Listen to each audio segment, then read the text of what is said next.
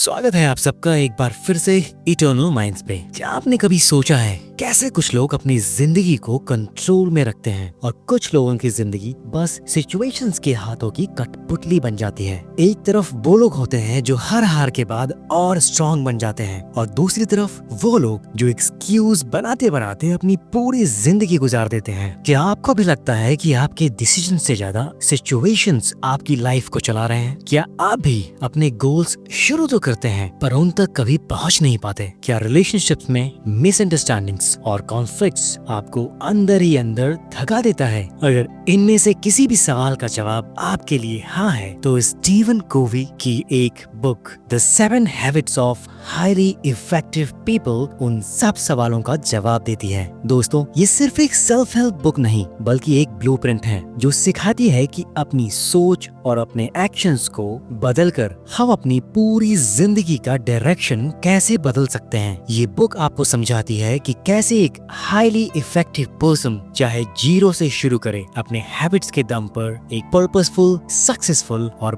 Balanced life खड़ी कर देता है और एक इनइफेक्टिव पर्सन चाहे रिसोर्सेस, टैलेंट और अपॉर्चुनिटीज सब कुछ लेकर भी अपने खुद के हैबिट्स की वजह से आगे नहीं बढ़ पाता। तो दोस्तों, अगर आप भी अपनाना चाहते हैं हाईली इफेक्टिव लोगों की आदतें तो अगले कुछ मिनट आपका डीप फोकस इस वीडियो पे होना चाहिए। तो आइए अब शुरू करते हैं।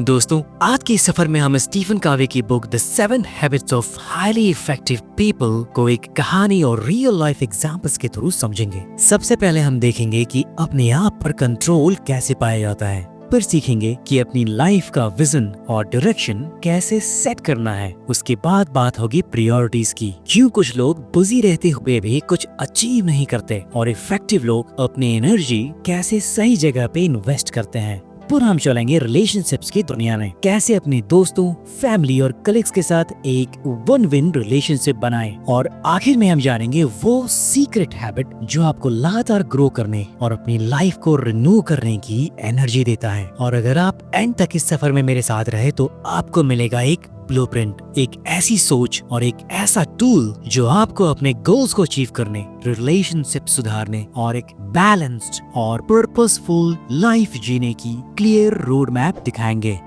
दोस्तों, इस बुक को हम 3 स्टेज में समझेंगे और स्टेज 1 है सेल्फ मास्टरी, जिसके अंदर हम 3 हैबिट्स को कवर करेंगे। सो स्टेज 1 का हैबिट 1 है बी प्रोएक्टिव।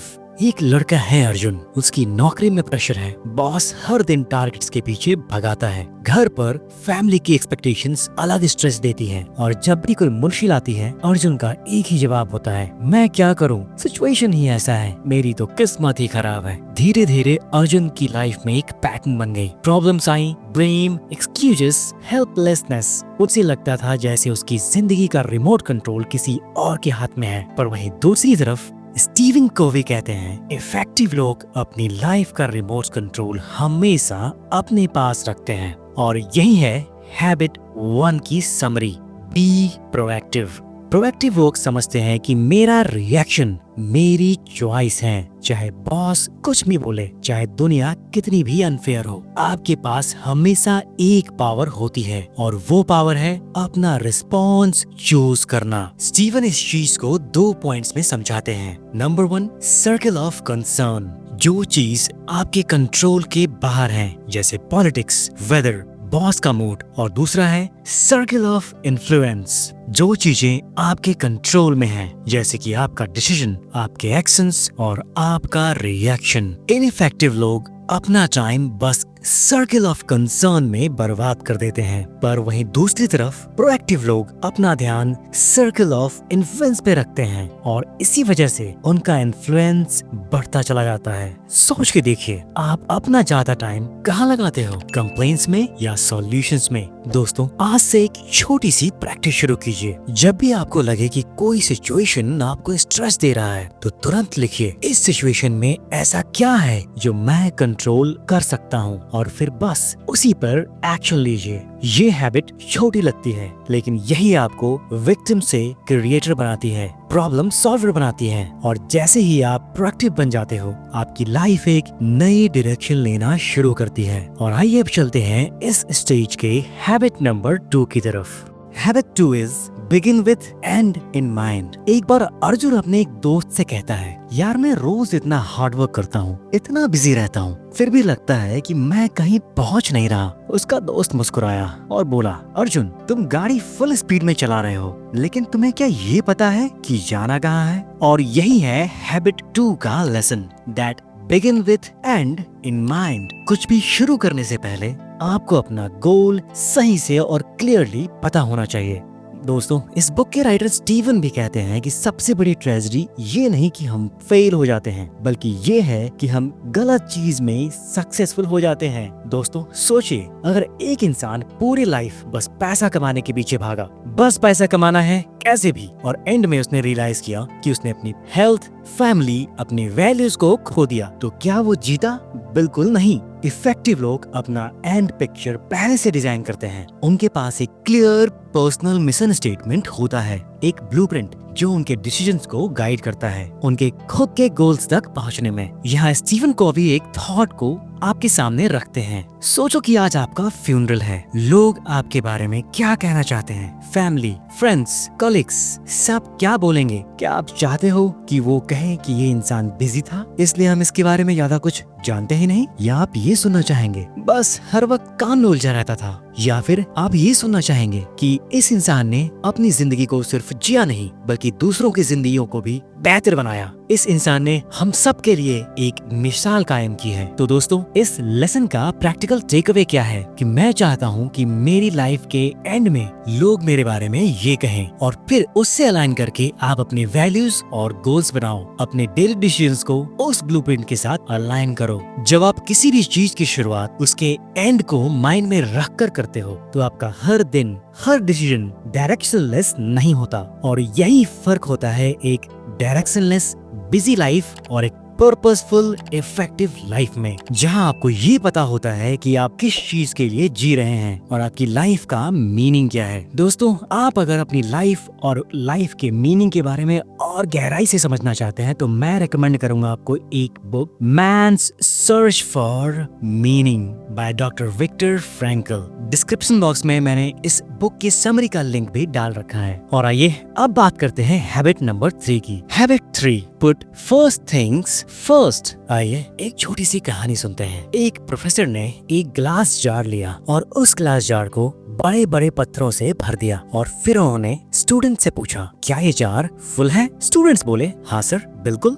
फिर प्रोफेसर ने छोटे छोटे कंकड़ लिए और उस जार के अंदर डालना शुरू कर दिया। ये कंकड़ बड़े पत्थरों के बीच गिर गए। प्रोफेसर ने स्टूडेंट से फिर से पूछा, और अब? स्टूडेंट्स बोले, अब तो बिल्कुल फुल हो गया है। प्रोफेसर ने फिर से उस जार के अंदर रेत डालनी शुरू की। वो रेत उस जार के अंदर जाके उन पत्थरों के बीच छोटे छोटे गैप्स में जमा हो गई। प्रोफेसर ने फिर से स्टूडेंट से पूछा, क्या अब ये फिल हो गया है? स्टूडेंट्स ने प्रोफेसर से कहा, सर अब तो इसमें बिल्कुल भी जगह नहीं। पर प्रोफेसर ने आखिर में थोड़ा पानी डाला और पानी भी उस जार में चला गया। और फिर प्रोफेसर ने स्टूडेंट से कहा, स्टूडेंट्स लेसन सिंपल है, अगर हम पहले इस जार के अंदर सैंड, वाटर और छोटे कंकड़ भर देते तो बड़े पत्थर कभी फिट होते ही नहीं। ठीक इसी तरह अगर आप अपने लाइफ के हर दिन को जार की तरह देखें और अपने डेली टास्क को इस पत्थर, कंकड़, रेत और पानी की तरह देखें तो आप आसानी से समझ पाएंगे कि कौन सी चीज पहले करनी है। अगर आप इम्पोर्टेंट चीजों को प्रायोरिटी देते हैं तो छोटी चीजें हमेशा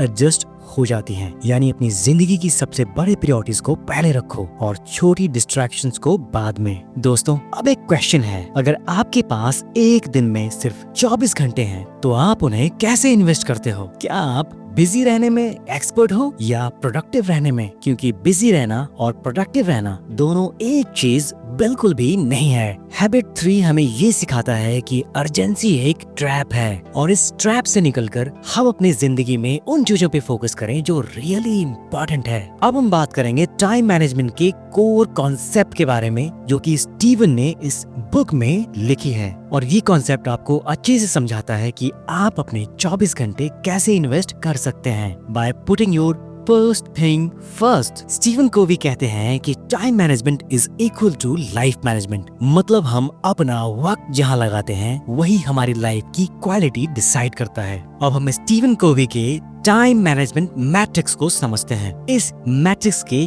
4 क्वाड्रेंट्स हैं जो कि हमारी हर एक्टिविटी को क्लासिफाई करते हैं। इस मैट्रिक्स का पहला क्वाड है अर्जेंट प्लस इम्पोर्टेंट, जिस पे आपका सर्वाइवल डिपेंड करता है। ये वो काम होते हैं जहाँ तुरंत एक्शन लेना पड़ता है। अगर इग्नोर करोगे तो तुरंत डैमेज होगा। पर अगर हम हमेशा क्वाड 1 में ही बिजी रहे तो स्ट्रेस और बर्नआउट फिक्स है। इसके कुछ एग्जाम्पल्स जैसे कि last minute exam preparation, emergency medical issues, rush deadlines या फिर कोई क्राइसिस।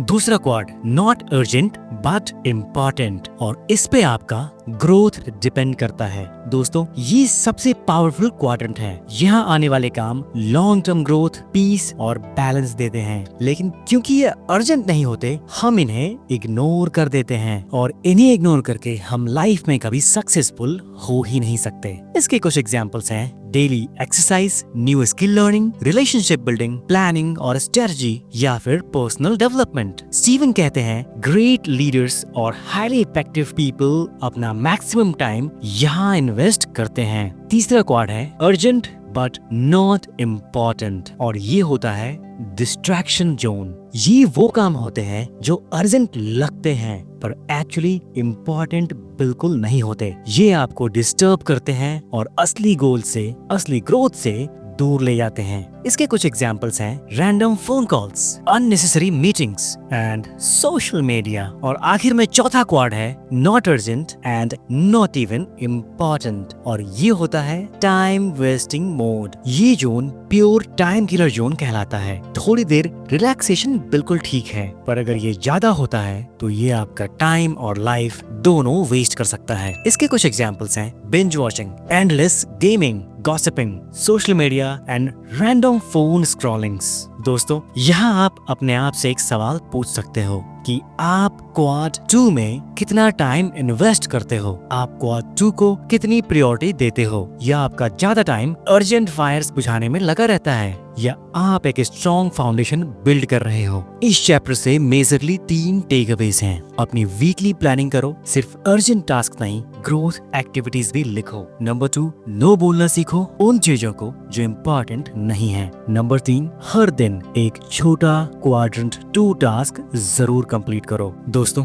अब हम पहुंच चुके हैं स्टेज 2 में, और स्टेज 2 है relationships and influence means public victory, और इसके अंदर भी हम 3 हैबिट्स को देखेंगे। तो कंटिन्यू करते हैं हैबिट 4 से। Think win win. सोचिए कि एक कंपनी के लिए एक नेगोशिएशन होने वाला है, और इस नेगोशिएशन के लिए 3 लोगों को सेलेक्ट किया जाता है। पहला था रमेश, जो हर कॉस्ट पे जीतना चाहता है। रमेश की सोच है कि दूसरे को हराए बिना उसकी जीत इनकम्प्लीट है। और दूसरा इंसान था सुरेश, जो हमेशा कॉम्प्रोमाइज करता था, दूसरों की खुशी के लिए अपना फायदा छोड़ देता था। और दूसरा इंसान था महेश, जो कि विन विन सोच रखता था। महेश की सोच थी कि अगर दोनों तरफ फायदा मिले तो ही डील पूरी होती है। तो दोस्तों आपको क्या लगता है इन तीनों में से कौन सा इंसान बेहतर होगा कंपनी की इस डील को क्रैक करने के लिए? और सबसे बड़ा सवाल ये है कि लॉन्ग टर्म में किसकी अप्रोच सबसे सस्टेनेबल होगी? आप अपनी राय कमेंट बॉक्स में जरूर बताइए। चलिए अब हम बात करते हैं 4 core concept of mindsets. Number 1 win loose mindset. इस माइंडसेट वाले इंसान की सोच हमेशा ये रहती है कि अगर मैं जीत गया तो सामने वाला हारेगा ही। इसे एक एग्जाम्पल से समझते हैं। क्लास में एक स्टूडेंट दूसरे को नीचा दिखाकर टीचर की नजर में अच्छा बनना चाहता है। शॉर्ट टर्म में ये शायद उसे क्रेडिट मिल जाए, पर लॉन्ग टर्म में शायद उसकी दोस्ती किसी से भी ना हो और वो अकेला ही रहे। Short term win but long term loose.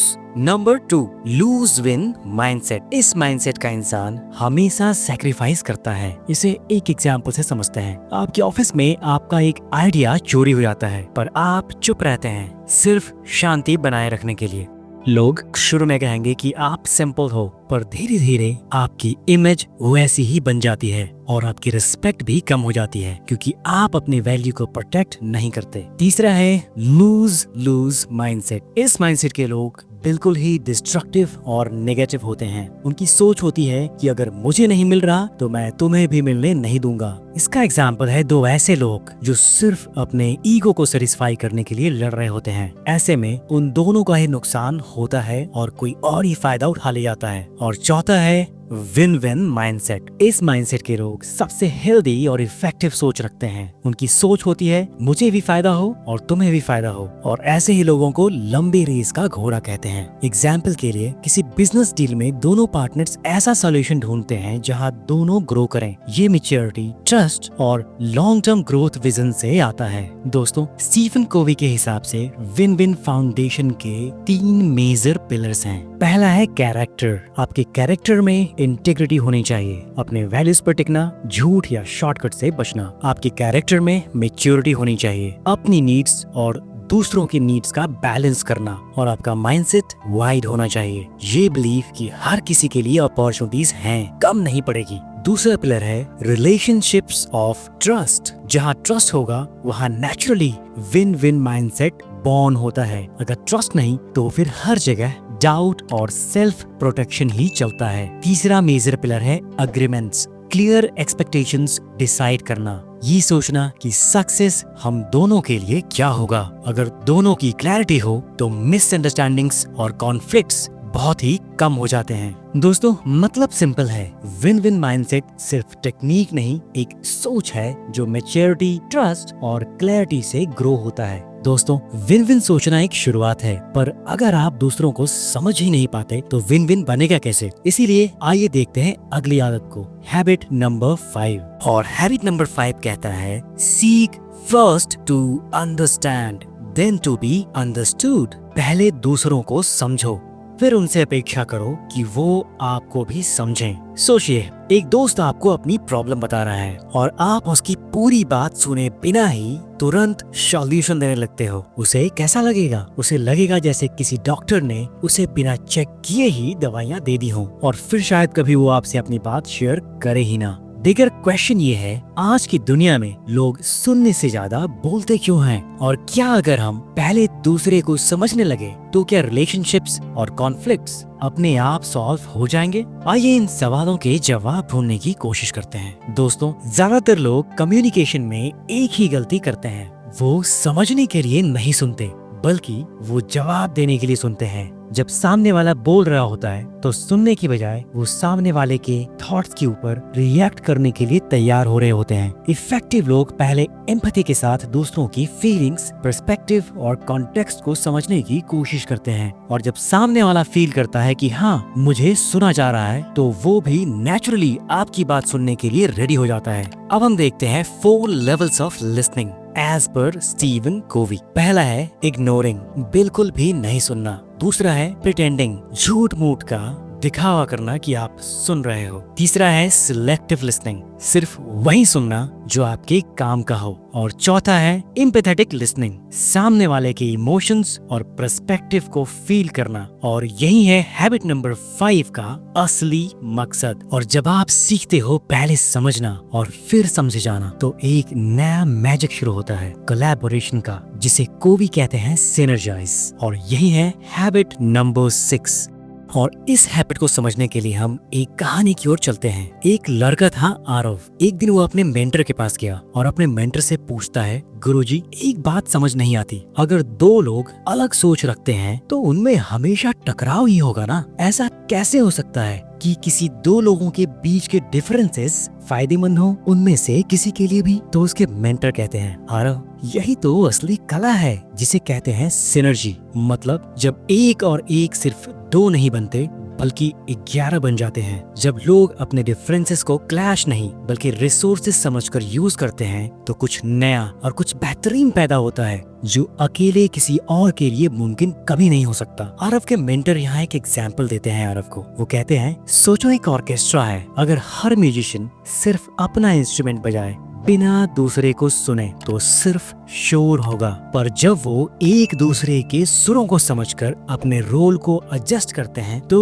एक म्यूजिक बनती है, और वो बेहतरीन म्यूजिक किसी एक इंस्ट्रूमेंट से कभी नहीं बन सकती। फिर आरव को रियलाइज होता है, वो कहता है, अच्छा, मतलब डिफरेंसेस गलत नहीं होते, गलत तो तब होता है जब हम उन्हें समझते नहीं। मेंटर कहते हैं बिल्कुल, किसी एक टीम में कोई विजनरी होता है, कोई डिटेल ओरिएंटेड होता है, कोई रिस्क टेकर होता है और कोई स्टेबलाइजर होता है। अगर सब एक जैसे होते तो वो टीम कभी एक्स्ट्रा ऑर्डिनरी रिजल्ट्स नहीं ला पाती। डाइवर्सिटी ही उनकी स्ट्रेंथ है, ना कि वीकनेस। फिर आरव पूछता है, पर अगर दो लोगों के आइडियाज बिल्कुल अपोजिट हो, जैसे कि एक कहता है कि सेफ प्ले करो और दूसरा कहता है कि रिस्क लो, फिर क्या होगा? मेंटर कहते हैं यही सिनर्जी का असली एग्जाम है। कॉन्फ्लिक्ट्स को सप्रेस करने के बजाय दोनों आइडियाज को एक्सप्लोर करो। कभी सेफ प्लान के अंदर एक छोटा कैलकुलेटेड रिस्क लिया जा सकता है। इससे दोनों सेटिस्फाइड रहते हैं और नया सॉल्यूशन भी निकलता है। स्टीफन कॉवी कहते हैं valuing differences is the essence of synergy. अगर तुम सबको एक जैसा बनाना चाहते हो तो तुम इनोवेशन का दरवाजा बंद कर देते हो। फिर आरव कहता है, तो इसका मतलब अगर मैं सिनर्जी को सीखना चाहता हूँ तो मुझे अपनी सोच को खुला रखना होगा और दूसरों की सोच को थ्रेट नहीं, एक अपॉर्चुनिटी की तरह देखना होगा। मेंटर कहते हैं बिल्कुल सही। सिनर्जी शुरू होती है ट्रस्ट और रिस्पेक्ट से। अगर तुम जेन्युइनली समझने की कोशिश करते हो तो नेचुरली ऐसे सॉल्यूशंस मिलते हैं जो पहले किसी के माइंड में अकेले नहीं आए थे। दोस्तों, हैबिट 6 हमें सिखाता है कि अगर आप लोगों की यूनिकनेस को एक्सेप्ट करके क्रिएटिवली कोलैबोरेट करना सीख जाओ तो आपके रिजल्ट्स मल्टीप्लाई हो जाते हैं। टीम वर्क, पार्टनरशिप्स, रिलेशनशिप्स, सब में एक नई एनर्जी आती है जो कि एक इंसान कभी अकेला अचीव नहीं कर सकता। स्टीफन कोवी ने सिनर्जी के लिए 3 मेजर रिक्वायरमेंट्स बताई हैं। पहला है हाई ट्रस्ट। बिना ट्रस्ट के कोलैबोरेशन सुपरफिशियल हो जाता है। दूसरा है विन विन माइंडसेट और तीसरा है एम्पैथेटिक लिसनिंग। स्टीफन कोवी कहते हैं सिनर्जी एक तरह का स्पिरिचुअल प्रिंसिपल है। जब आप जेन्युइन कोलैबोरेशन करते हो तो नए आइडियाज और सॉल्यूशंस ऐसे नेचुरली इमर्ज होते हैं जैसे वो कहीं और से आ रहे हों। दोस्तों, सिनर्जी हमें ये सिखाता है कि एक और एक कभी 11 भी बन सकता है। बस शर्त ये है हम अपनी सोच, टैलेंट और एक्सपीरियंस को मिला के एक नया सॉल्यूशन बनाएं। लेकिन एक बड़ा सवाल उठता है यहाँ, अगर हम खुद अंदर से थके हुए हो, हमारा माइंड डल हो, हमारी एनर्जी खत्म हो, तो क्या हम कभी दूसरों के साथ असली सिनर्जी कर पाएंगे? जैसे एक कुल्हाड़ी, अगर बार बार उससे लकड़ियां काटी जाए और उसके ब्लेड को तेज ना किया जाए तो एक समय आता है जब कुल्हाड़ी तो चलती है लेकिन लकड़ी उससे ठीक से बिल्कुल नहीं कटती। वैसे ही इंसान की लाइफ भी है। अगर हम अपने आप को रिन्यू नहीं करते, अपनी बॉडी, माइंड, हार्ट और स्पिरिट को रिचार्ज नहीं करते, तो हम चाहे जितनी भी हैबिट सीख लें, उनका असली असर खत्म हो जाता है। इसीलिए खुद को अपडेट रखना, अपनी स्किल्स को और शार्प बनाना उतना ही जरूरी है। और शायद इसी वजह से स्टीवन को भी अपने 7 हैबिट के सफर को एक पावरफुल एंड के साथ कंप्लीट करते हैं। तो हम बात करेंगे आखिरी स्टेज और आखिरी हैबिट की, stage 3 renewal and habit 7 sharpen the saw. दोस्तों, इस हैबिट को ठीक से समझने के लिए हम एक छोटी सी स्टोरी का सहारा लेते हैं। एक बार एक जंगल में एक आदमी राघव लगातार एक बड़ा पेड़ काटने की कोशिश कर रहा था। पसीना बह रहा था और वो कुल्हाड़ी चलाई जा रहा था, लेकिन पेड़ पे उस कुल्हाड़ी का असर बहुत कम हो रहा था। उसके पास से एक आदमी गुजरा और उस आदमी ने राघव से पूछा, अरे भाई, सुबह से देख रहा हूँ तुम लगातार ये पेड़ काटने की कोशिश कर रहे हो, लेकिन पेड़ कट ही नहीं रहा। कुल्हाड़ी उठाओ और थोड़ा तेज कर लो। ये सुनकर राघव ने थोड़ा चिढ़ के जवाब दिया, अरे भाई, मुझे टाइम कहाँ कि मैं कुल्हाड़ी तेज करूँ। पेड़ काटने का बहुत प्रेशर है, जल्दी काम खत्म करना है, तुम जाओ अपने रास्ते। ये सुनकर उस आदमी ने मुस्कुराते हुए जवाब दिया, यही तो दिक्कत है दोस्त, तुम जितना ज्यादा फोर्स लगा रहे हो उतना ही तुम थक रहे हो, लेकिन जब तक कुल्हाड़ी तेज नहीं होगी तुम्हारी मेहनत अधूरी रहेगी। और अगर ये कुल्हाड़ी तुम तेज कर लेते हो तो तुम्हारे एक बार में ये सूखा पेड़ अभी के मुकाबले 10 गुना ज्यादा कटेगा और बहुत ही कम समय में तुम इस पूरे पेड़ को काट पाओगे। दोस्तों, जिंदगी भी कुछ ऐसी ही है। हम दिन रात भागते रहते हैं, काम करते रहते हैं, लेकिन खुद को रिन्यू करना, खुद को रिचार्ज करना, खुद को अपडेट करना भूल जाते हैं। इस बुक के राइटर स्टीवन कोवी कहते हैं कि शार्पन द सॉ का मतलब है अपनी बिगेस्ट एसेट खुद को मेंटेन करना। अगर हम खुद को ही नेग्लेक्ट कर देंगे तो बाकी 6 हैबिट्स का असर धीरे धीरे खत्म हो जाएगा। और इस बुक में स्टीवन कोवी ने बताई हैं 4 डायमेंशंस ऑफ रिन्यूअल। नंबर 1 है फिजिकल, आपका शरीर। जैसे एक एथलीट अपनी बॉडी को ट्रेन करता है, वैसे ही हमें अपने हेल्थ को मेंटेन करना चाहिए। दूसरा है मेंटल, बुद्धि। इसके लिए जरूरी है पढ़ना, लिखना, सीखना, प्रॉब्लम सॉल्विंग, दिमाग को तेज रखने के लिए हमेशा नॉलेज अपडेट करना। तीसरा डायमेंशन है इमोशनल या सोशल, जिससे आपका हृदय जुड़ा हुआ है और इसके लिए जरूरी है रिलेशनशिप्स, एम्पैथी, लव, सर्विस, अपने इमोशंस को समझना और हेल्दी कनेक्शंस बनाना। और चौथा और आखिरी डायमेंशन है स्पिरिचुअल, जिसका जुड़ाव सीधे आपके आत्मा से है और इसके लिए जरूरी है meditation, prayer, journaling, connecting with higher purpose. अपनी वाई को याद रखना जो जिंदगी को एक डायरेक्शन देता है, अपनी जिंदगी के मीनिंग को याद रखना जो कि जिंदगी को एक पर्पस देता है। दोस्तों, अगर आप हर दिन थोड़ा समय खुद को रिन्यू करने में लगाओ तो आपकी प्रोडक्टिविटी, आपके रिलेशनशिप्स, आपका पीस ऑफ माइंड सब डबल हो सकता है। जैसे कुल्हाड़ी तेज करने से पेड़ आसानी से कट सकता है, वैसे ही सेल्फ रिन्यूअल से जिंदगी के बड़े बड़े पेड़ आसानी से कट जाते हैं। दोस्तों, सोच कर देखिए, अगर आप अपनी जिंदगी में 7 habits of highly effective people को जीना शुरू कर देते हो तो क्या बदलेगा। आइए इसे देखते हैं कंक्लूजन में। हैबिट 1 से आप अपनी जिंदगी के ड्राइवर बन जाते हो। हैबिट 2 से आपको एक क्लियर विजन मिलती है। हैबिट 3 आपको प्रायोरिटीज सेट करना सिखाती है। हैबिट 4 रिलेशनशिप्स में विन विन माइंडसेट बनाती है। हैबिट 5 कम्युनिकेशन में एक मैजिक की देती है, पहले समझना और फिर समझे जाना। हैबिट 6 क्रिएटिविटी और टीम वर्क को मल्टीप्लाई करती है। और हैबिट 7 आपको हर रोज रिन्यू करती है ताकि आप कभी थको नहीं, कभी रुको नहीं। और जब ये सारी हैबिट्स एक साथ चलती है तो एक एवरेज इंसान भी एक्स्ट्रा ऑर्डिनरी बन जाता है। एक ऐसा इंसान जो चाहे जीरो से स्टार्ट करे, वो अपनी जिंदगी को ना सिर्फ ट्रांसफॉर्म करता है बल्कि दूसरों के लिए भी एक रोशनी बन जाता है। दोस्तों, स्टीवन कोवी कहते हैं, we are free to choose our actions but we are not free from consequences of those actions. आज